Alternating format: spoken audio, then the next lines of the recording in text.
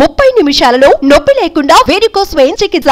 ఆవేశ hospital, Hyderabad. మీ మాటల్లో మీ అమ్మగారి గురించి తెలుసుకోవాలనిపించిందమ్మా నాకు. మా తల్లి గారు, ఆవిడ పేరు గాయత్రి.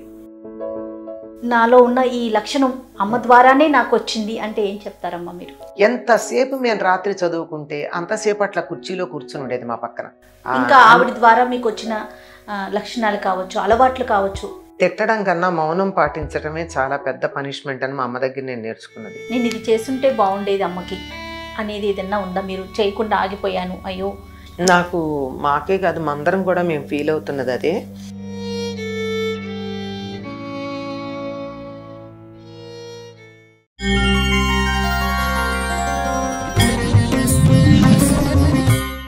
అమ్మా నమస్తే.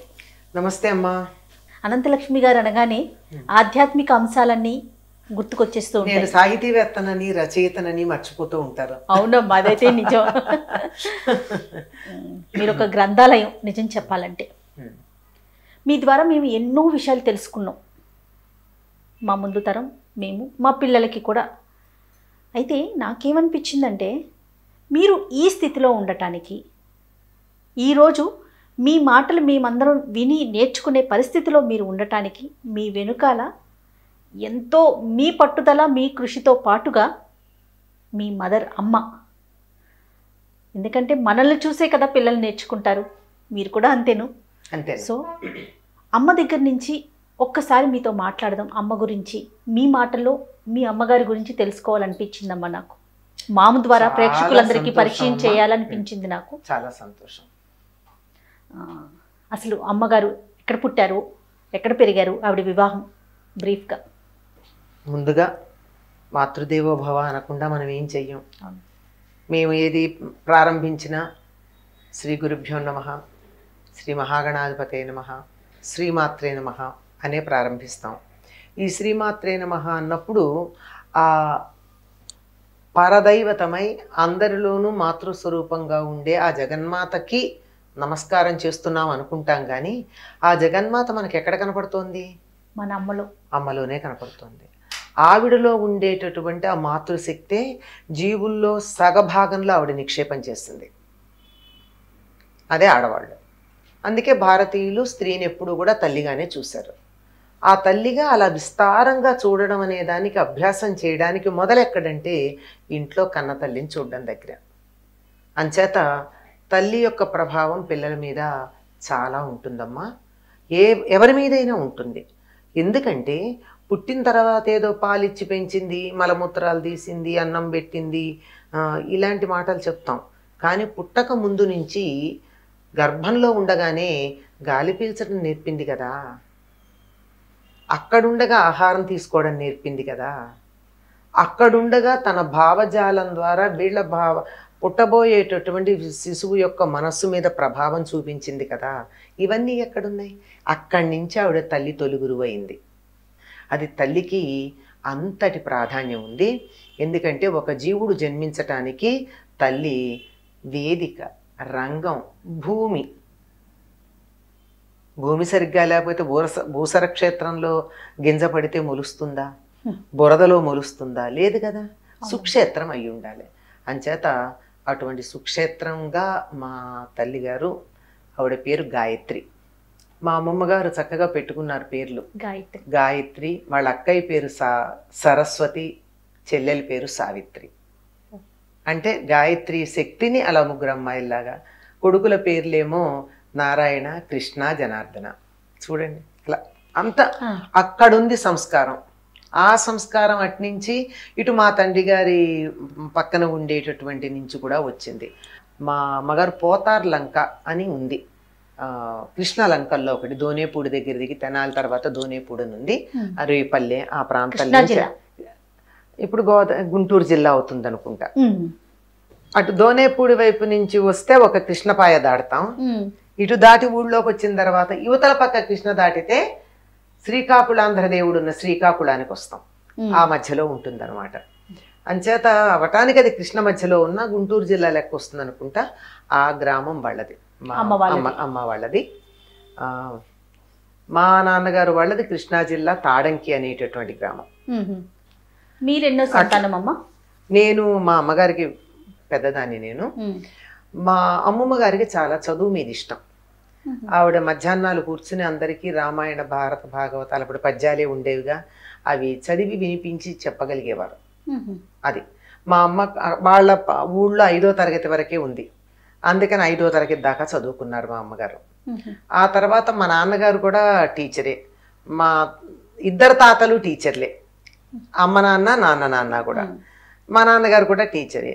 ఈయన దగ్గరికి వచ్చిన తర్వాత ఈ ఇంటికి ఎవరన్నా పిల్లలు వస్తే వాళ్ళకి పాఠాలు చెప్తుంటే వాళ్ళతో పాటు కూర్చుని మా అమ్మగారు కొంత ఇంగ్లీష్ అది నేర్చుకున్నారు. కొంచెం, అతి స్వల్పం, ఎక్కువేం కాదు, కొంచెంగా నేర్చుకున్నారు. వాళ్ళతో పాటు కూర్చుని తర్వాత బాగా చదవడం ఉంది ఆవిడకి అలవాటు. పత్రికలు చదవడం, దినపత్రిక, వారపత్రిక, రామాయణం, భారతం ఇలాంటివన్నీ చదవడం, అవన్నీ బాగా అలవాటు ఉన్నాయి. మీకు సాహిత్యం కానీ మీరు రాసే కథలకు కానీ అమ్మ వైపు నుంచి ఏమన్నా వచ్చిందనే భావన ఉందా మీరు? మా అమ్మగారి నుంచి నాకు వచ్చింది ఏమిటి అంటే, మా అందరికీ కూడా వచ్చింది. మేమందరం స్నానం చేసి వచ్చి వంటింట్లో కూర్చునేవాళ్ళం. అమ్మ వంట చేస్తూ స్తోత్రాలు చదివేది. అలాగే ఆవిడతో పాటు వింటూ వేసంకాలంలో ప్రతి వేసంకాలం నేర్చుకోవడం వచ్చేస్తుంది మాకు. అట్లా చిన్నప్పుడు కృష్ణాష్టోత్తరం, రామాష్టోత్తరం, లక్ష్మీ అష్టోత్తరం, ఆంజనేయ దండకం, ఇట్లాంటివన్నీ కూడా మాకు మా అమ్మగారు అలా చదువుకుంటూ ఉంటే మాకు వచ్చేసాయి. మరీ ముఖ్యంగా నాకు నాలో ఉన్న ఈ లక్షణం అమ్మ ద్వారానే నాకు వచ్చింది అంటే ఏం చెప్తారమ్మా మీరు? నాకు ప్రధానంగా ఎక్కువగా అంత ఆలోచించకపోయినా కొన్ని సందర్భాల్లో అమ్మని చూసి నేను చేస్తున్నానా అనిపించేవి కొన్ని ఉన్నాయి. ఏమిటంటే, నేను రాత్రిపూట బాగా ఎక్కువ చదువుకునేది అన్నప్పుడు. ఎంతసేపు మేము రాత్రి చదువుకుంటే అంతసేపు అట్లా కుర్చీలో కూర్చుని ఉండేది మా పక్కన. అది నాకు ఎంతంటే, మా పిల్లలు ఎవ్వరు చదువుకుంటున్నా వాళ్ళ చదువు అయ్యి ఇంకా మాకు అయిపోయింది అని పుస్తకం మూసేదాకా పక్కన కూర్చుని నేను కూడా ఏదో పుస్తకం చదువుకోవడం. అది ఎందుకమ్మా మా దగ్గర ఇట్లా కూర్చుంటావు నువ్వు అని మా పిల్లలు అడిగితే, నువ్వు పడుకోవచ్చు కదా, ఎందుకంటే వాళ్ళు నెమ్మదిగా లేస్తారు, నేనైతే మళ్ళీ త్వరగా లేచి వాళ్ళకి అన్ని సర్ది చేయాల్సి ఉంటుంది కదా. అంటే మరీ ఎంత అల్లారుజాము లేచేదాన్ని కాదు అప్పుడు, అయినా సరే వాళ్ళకన్నా ముందే కదా లేచేది. అయినా సరే ఎందుకంటే మా అమ్మ నాకు అట్లా కూర్చునేది అని చెప్పాను. ఎందుకంటే మా అమ్మగారు, అమ్మ నువ్వెందుకు కూర్చుంటావు, పడుకో, కుర్చీలోనే కూర్చునేది పైగా, ఎందుకమ్మా అట్లా కుర్చీలో కూర్చుంటావు, పడుకోవచ్చు కదా అంటే, ఒక్కదానివి ఉన్నావు కది తోడుందామని అనేది. అదొకటి. భోజనం చేస్తుంటే ఎప్పుడు ఏ సమయంలో తింటున్నా అంటే మా అందరం కలిసి తినే అలవాటు మాకు. ఏ కారణంగా ఎక్కడికైనా వెళ్ళొచ్చి ఏదో కారణంగా ఒక్కొక్కసారి విడిగా తినాల్సి వస్తుంది కదా, తింటుంటే తింటున్నంతసేపు పక్కన కూర్చుని కంపెనీ ఇవ్వడం ఒకటి. అది నాకు ఇప్పటికి కూడా అనిపిస్తుంది, ఎవరు తింటున్నా నేను తోడు కూర్చుంటాను, ఏదైనా వెయ్యనా, ఏదన్నా కొంచెం వడ్డించనా అని చెప్పి, లేదంటే మాట్లాడుతూ అయినా సరే. ఒంటరిగా తినడం అన్నది చాలా భయంకరమైనటువంటి విషయం. అందులో 10 మంది ఉన్న ఇళ్లల్లో పుట్టినటువంటి వాళ్ళం, అలాగే 10 మంది ఉన్న ఇంట్లో కూడా వచ్చినటువంటి వాళ్ళం. పిల్లలకి రెక్కలు వచ్చి ఎగిరి వెళ్ళిపోయిన తర్వాత వాళ్ళ నాపం కదా, ధర్మం కూడా. అయ్యాక ఇప్పుడు ఒక్కళ్ళు కూర్చొని తినాలంటే అప్పుడు గుర్తొస్తుంది అమ్మ ఇందుకే. నేను అలవాటుగా చేసేదాన్ని, అదేమీ ప్రత్యేకంగా చేయాలి కదా, అమ్మ నుంచి వచ్చేసింది అట్లా. ఎవరన్నా తింటుంటే పక్కన కూర్చోవడం, వాళ్ళు తినేయడం పూర్తయ్యేదాకా, అది వాళ్ళకు కూడా ధైర్యంగా ఉంటుంది. అది ఇప్పుడు అమ్మ ఎందుకు చేస్తుందా అన్నది ఇప్పుడు ఒక్కళ్ళం కూర్చొని తింటున్న ఎప్పుడు తినాల్సి వచ్చినా అప్పుడు అదే గుర్తొస్తూ ఉంటుంది. అమ్మా, ఎన్నో విజయాలు సాధించారు, ఎంతో ఉన్నతమైన స్థానంలో ఉన్నారు, అందరికీ ఆదర్శంగా నిలుస్తూ ఉన్నారు. వీటి వెనుకాల అమ్మ పాత్ర ఎంతవరకు ఉందంటారు? మేము చదువుకుంటుంటే ప్రోత్సహించారండి. అమ్మ పాత్ర అంటే, మా నాన్నగారు టీచరు, తర్వాత మాకేదో కొద్ది పొలం ఉంది, అంత మాత్రాన బాగా వేయనంత ధనం ఉన్నవాళ్ళం కాదు. పైగా ఆధారపడిన కుటుంబాలు కొన్ని ఉన్నాయి. వాళ్ళ స్కూల్ ఫీజు కట్టడమా, వాళ్ళ పిల్లలకి ఇంట్లో మాకు బట్టలు కొనడమా అనేటటువంటి సమస్య వచ్చినప్పుడు నాన్నగారు ఎప్పుడు వాళ్ళకే ఓటు వేశారు. ఎందుకంటే చదువు కదా వాళ్ళ జీవన మరణ సమస్య.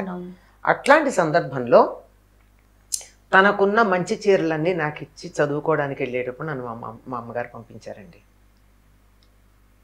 తనకి పుట్టింటి వారు ఇచ్చిన చీరలు కానీ ఏదైనా ఉంటాయి కదా ఏవో కొన్ని, ఆ ఉన్నవన్నీ అవి కూడా నాకు ఇచ్చి, మీకోసం నాకు ఇచ్చేసి, నాకు పర్వాలేదమ్మా ఏం కట్టుకుంటే ఇంట్లో నడిచిపోతుంది కదా, ఏది కట్టుకున్నా అని చెప్పి. అట్లా అని ఎక్కువ ఉండేవి కాదు, ఏదో పట్టు చీర ఒకటి ఏదో ఉండేది అంతే. అంతకన్నా ఎక్కువ పట్టు చీరలు ఉండేవో కూడా కాదు ఆ రోజుల్లో. వాళ్ళకి ఒకటో రెండో ఉండేవేమో. మిగిలినవి ఏదో కొత్త చీరలు ఉంటాయి, పాతవి చిరిగితే అవి కట్టుకోవడానికి, అవి కూడా నాకు ఇచ్చి పంపించేవారు. పైగా నాన్నగారు ఇబ్బంది పడకుండా ఉండాలి అని చెప్పి తను టైలరింగ్ నేర్చుకుని మా బట్టలు తను కుట్టి, మావి ఊళ్ళో వాళ్ళకి ఏం కుట్టే పని ఏం లేదు, అవేం లేదు, ఇంట్లో మా వరకు బట్టలు కుట్టడం మాకన్నీ. తర్వాత ఆవిడ దగ్గరే నేర్చుకున్నాను ఈ టైలరింగ్. నేను ప్రత్యేకంగా క్లాసెస్ లేదు, ఆవిడ కూడా ప్రత్యేకంగా అట్లా. ఊళ్ళో తను ఎట్లా నేర్చుకొచ్చిందంటే అది వరకు చేత్తో చేసేది, చేత్తో కుట్టుకునేది.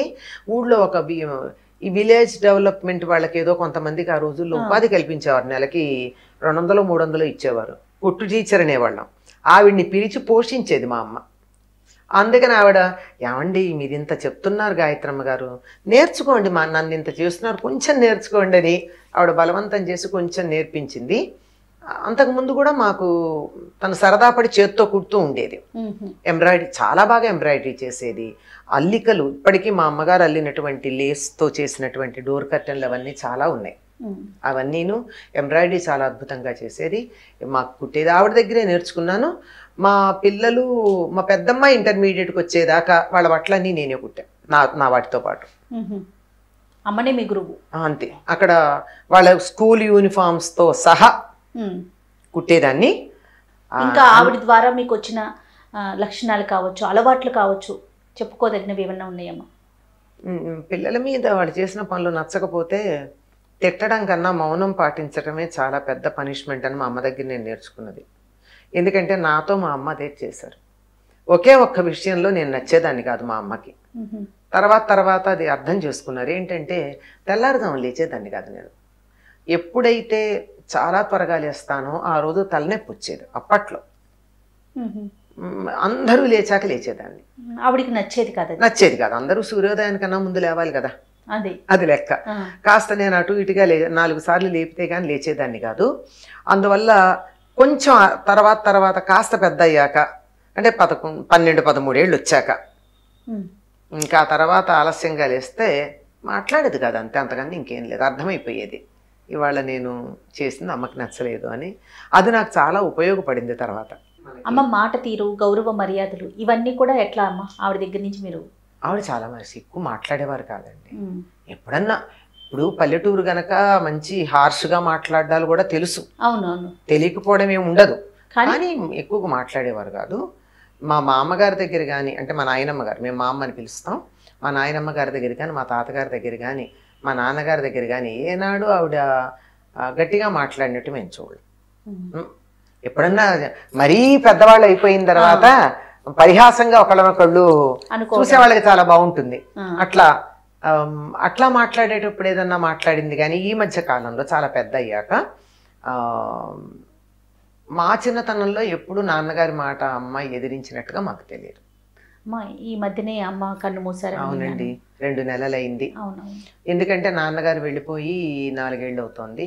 నాన్నగారు వెళ్ళిపోయిన తర్వాత ఆవిడకి జీవితం మీద పెద్ద ఇంట్రెస్ట్ ఉన్నట్టు అనిపించలే. అప్పుడే అనేది ఆ 10 రోజుల్లోనే, చూడవే పిలుస్తున్నారే రమ్మని నన్ను, ఎక్కడికి వెళ్ళాలి, ఎట్లా వెళ్ళాలి, చూడు వెనకాలే ఉన్నారు, చూడు అంటూ ఉండేది. మీరు చేసిన ప్రవర్తనతో అంటే ఏదన్నా అమ్మ బాధపడ్డారు, అయ్యో నేను ఇది చేయకుండా ఉంటే బాగుండేది, ఆవిడ కంటతడి పెట్టించాను నేను అని, అలాంటిది ఏదన్నా? నేను కంటతడి పెట్టించలేదు, కానీ మా అమ్మగారికి నచ్చని పని ఒకటి చేస్తూ ఉండేదాన్ని. మా చెల్లెల్ని కొట్టేదాన్ని. ఓహో. ఎందుకు కొట్టేదాన్ని అంటే ఎక్కువ సార్లు కదా, మా పెద్ద చెల్లెల్ని 1-2 సార్లు. ఎందుకు కొట్టానంటే అది చెడ్డ మాటలు నేర్చుకొచ్చింది క్లాస్మేట్ నుంచి. అది వినలేం. నువ్వెందుకు నేర్చుకున్నావు అని అంటే అది నన్ను కూడా అనేసింది ఆ మాట. చిన్నది, నేను చిన్నదాన్ని, నేను 11-12 ఏళ్ళు ఉంటాను, అది 7-8 ఏళ్ళు. అప్పుడు కొడితే అమ్మకు కోపం వచ్చింది. మిమ్మల్ని కొట్టేవారమ్మా ఎప్పుడన్నా? తను తిన్నారా? నేను దెబ్బలు తినలేదా? అమ్మ విషయానికి వద్దామమ్మా. నేను ఇది చేస్తుంటే బాగుండేది అమ్మకి అనేది ఏదన్నా ఉందా? మీరు చేయకుండా ఆగిపోయాను, అయ్యో ఈ పని చేసినట్లయితే ఆవిడ ఇంకొంచెం సంతోషించేవారు మీ విషయానికి సంబంధించి? మాకే కాదు, మా అందరం కూడా మేము ఫీల్ అవుతున్నది అదే. మా అమ్మగారికి నడుము చాలా వంగిపోయిందమ్మా, లేవలకి ఇలా వంగి నడిచేవారు, చాలా వంగి.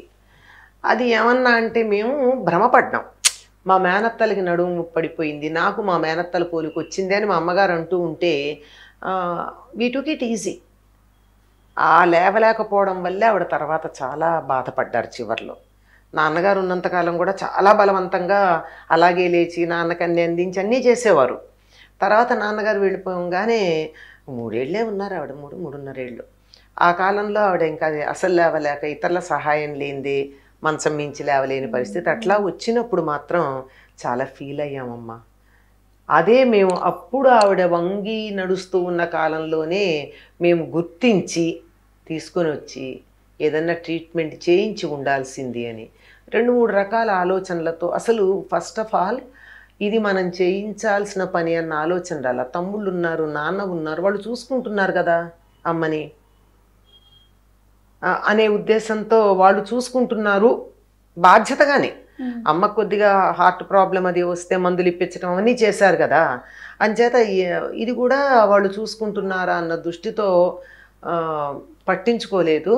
అప్పుడే పట్టించుకుని ఆవిడకి ఏదన్నా నడువుకి ట్రీట్మెంట్ ఇప్పించి ఏ బెల్ట్ పెట్టించి ఆ తర్వాత ఆలోచన వచ్చి బెల్ట్ ఇచ్చి నడవడానికి కర్ర ఇచ్చి ఇవన్నీ ఇచ్చిన చాలా లేటుగా చేశాము అని నాకే కాదండి మా అక్క చెల్లెలందరం అనుకుంటున్నాం. మా తమ్ముళ్ళు అయితే మేము చూపించాం కానీ ప్రయోజనం లేకపోయింది, మీరు అనుకుంటున్నారు మేము చూపించామని అన్నారు. అయ్యి ఉండొచ్చు, వాళ్ళే అబద్ధాలు ఆడాల్సిన పని ఏముంది, అంతే కదా. అది మాత్రం మీకు బాగా అది ఉంది, వాళ్ళు అన్నా కానీ చేయించి ఉండాల్సిందే కదా అని. తనకేదో కన్ను కనపట్టలేదు అంటే తీసుకొచ్చి ఇక్కడ నేను ఆపరేషన్ చేయిద్దామని తీసుకొచ్చాను. తీసుకొస్తే నువ్వు చేయించటం ఏంటి అక్కయ్య అని కూడా అన్నాడు మా తమ్ముడు. కానీ తీరా చేస్తే తనది క్యాట్రాక్ట్ కాదు, నరాలే బలహీనపడ్డాయి, అవంతే, వాటిని ఏం చేయకండి, బలం రావడానికి మందులు ఇవ్వండి అంటే తను చదవలేకపోయేది కానీ మనుషులను గుర్తుపట్టడం పనులు చేయడం అన్నీ చేసేది. చదవాలంటేనే ఇబ్బంది అయింది. ఆ కళ్ళజోడు పెట్టుకుని చాలా కష్టపడి అక్కడికి ఏవో స్తోత్రాలు చదువుకునేది. దాని విషయంలో చేయగలిగినంత చేశాం కానీ ఇంకా మన చేతుల్లో లేదు అని ఆ ఒక్కటే అనిపించింది. అలాగే అది చేసినట్టే ఈ నడుముది కూడా చేసి ఇక్కడ ఇంకా పెద్ద డాక్టర్ల చేత కూడా మా వల్ల కాదు అని అనిపించుకుని ఉండుంటే ఇంకొంచెం మనశ్శాంతిగా ఉండేది. చేయలేకపోయామేమో, ధైర్యం చేసి అమ్మని తమ్ముళ్ళ మాటలు కాదని నాన్న మాట కూడా కాదని మేము లాక్కు రావాల్సిందమ్మని అని అనిపించింది. అంతే.